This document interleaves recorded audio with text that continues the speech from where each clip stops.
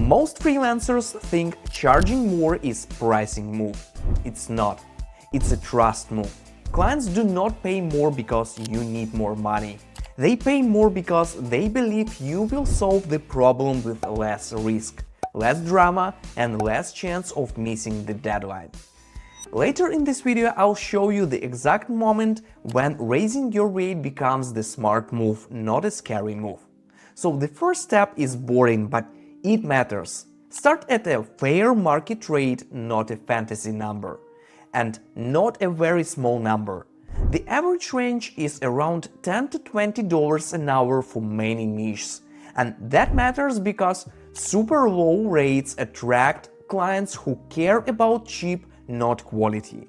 Cheap clients don't help you grow, they pin you to the floor. That's why I started at $20 an hour, even with years of experience behind me.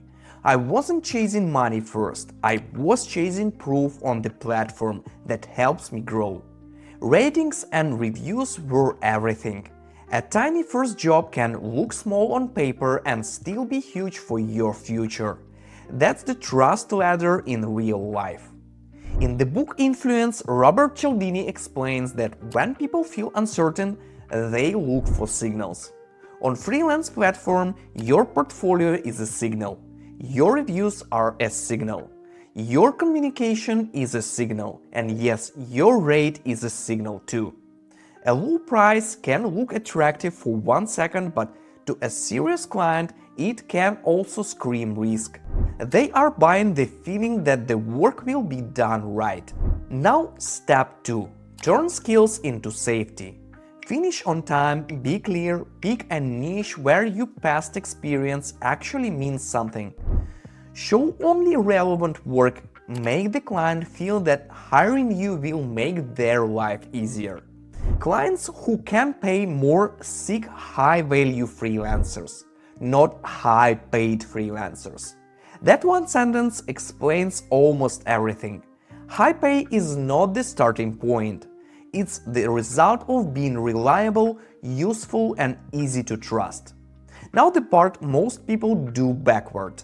They raise their rate first and hope confidence appears later. No. First, get constant clients.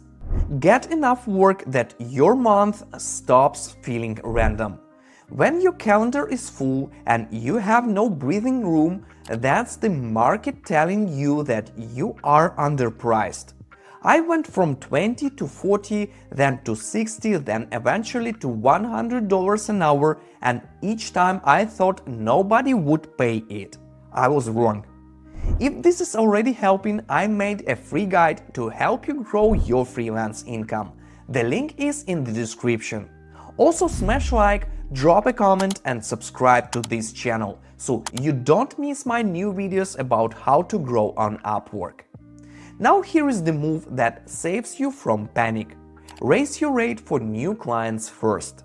Leave old clients where they are for the moment. That lets the market vote before you gamble with your cash flow.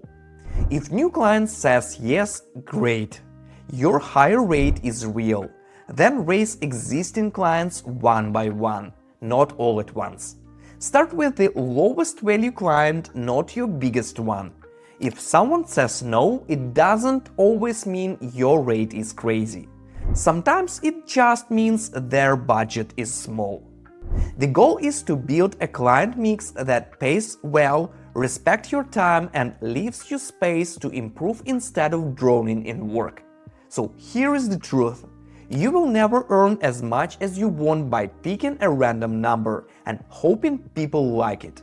You earn more by climbing the trust ladder. Fair rate, proof, constant demand, and a higher rate. Then you repeat. That's how a freelancer stops selling cheap labor and starts selling certainty. If you're still afraid to raise your rate, the only way to survive this is to build a financial safety net. So the next step is to watch my video No Savings, No Freelance Career, because that's when this starts getting really calm.